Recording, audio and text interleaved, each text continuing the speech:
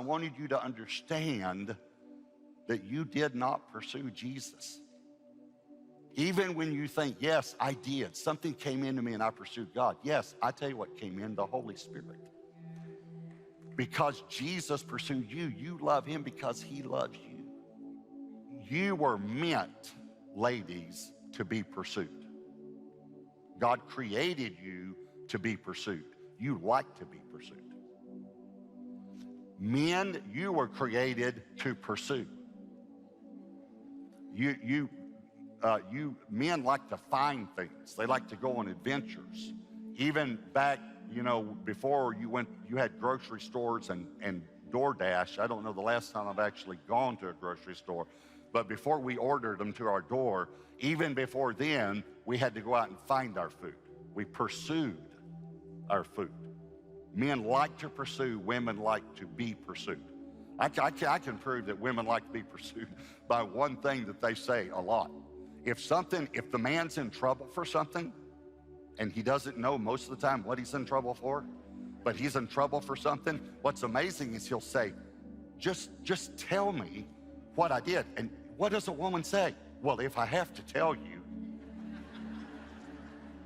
because she wants to be pursued. She wants you to think about it. Anyway, it's crazy. But anyway, that's just the way it is, okay? All right.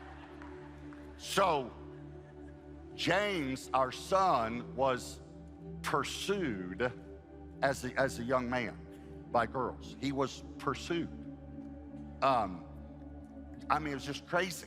He would come home from school in junior high and high school. He would get in the back seat. We'd go to pay him from school, and he'd have 8 or 9 Christmas presents. And he'd just dump them in the back seat like that. And we'd say, where did you get these? And he'd say, girls. But he had no interest in girls at all in junior high and high school. He was interested in hunting, fishing, golf, sports, so, which was great with us because it says not to awaken love before it's time. So he was totally interested in the outdoors. He had no interest, but they were interested in him. And we would go home and we'd open these presents and we'd say, James, this is an extremely nice shirt. Who gave this to you? And he would say, a girl. We'd say, yeah, but what was her name? And he'd say, I don't know. And I'd say, well, did she say anything when she gave it to you? And he said, I think she said Merry Christmas. And I'd say, well, so what did you say? He'd say, I didn't say anything. I'd say, well, you didn't even say thank you? He said, I didn't ask for it.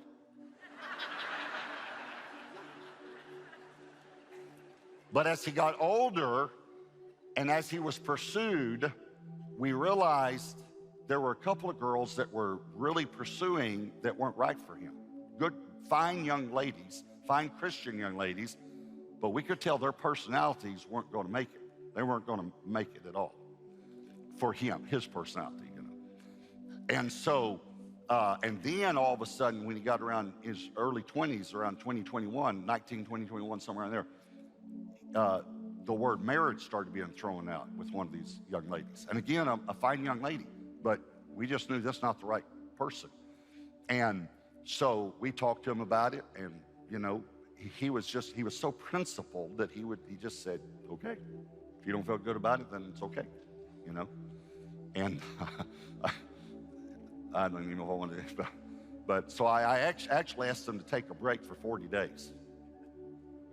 But I said, because your emotions are so involved, you can't, just take a break for 40 days and just trust God. Like a fast, but y'all can eat, but just fast from each other. And that was on Tuesday, and on Saturday, she called him.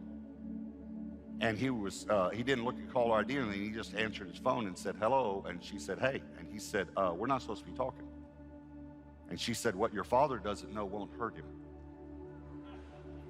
And James said, goodbye, and hung up. And so then he comes down and he says, so-and-so and I broke up. And I said, what do you mean? So he told me what happened. And I said, well, did you tell her you were breaking up with her? He said, I said goodbye. I said, it's actually going to take more words than that with a woman. Let me just let you know. She's going to Anyway, so Debbie got this word from God. And so she said to me, James loves to hunt. He loves to pursue. And what we didn't know, when James was younger, he would hunt with me in the stand. As he got older, I'd let him hunt by himself. What I didn't know was I would drop him off at the stand, and as soon as I'd leave, he'd get out of the stand and he'd go hunt deer. And he would always come back with the biggest deer. And he would drag it back, you know, hundreds of yards or half a mile through the woods, so that I didn't know he got out in the stand and, you know, went and got, but he loved to pursue. And so Debbie said to me, you need to explain to him how God made men. And so I told him, I said, God made you to pursue. And he made women to be pursued. And so these young ladies are pursuing you. And I said, listen to me. If one of them catches you, you will never treasure her, because you got caught. And God did not create you to get caught. He created you to catch. And I said, you know how you do with deer? You see a trophy. Now, I know trophy wife has a bad connotation, so please, I'm not saying that. But I said, you need to see someone who is what you think you can't get, and who's so gorgeous inside and outside that you think she's way out of your league. And then I said, you need to wash your car, because you've just come back from hunting, and you need to get the blood out of the back seat from where you put the deer. And you need to take a shower after you come back from hunting. And I started teaching these things, and I said, you need to see a trophy that's out of your league, and you need to go for her. And it wasn't long after that till he met Bridget. And he began to pursue, and he began to clean up. And y'all remember I told you how much he saves. You know, he saved. He had more money in savings than I did when he was a teenager. He's just crazy saver. He loved to save money. He hated to spend money. And when he met Bridget, we went on a family vacation.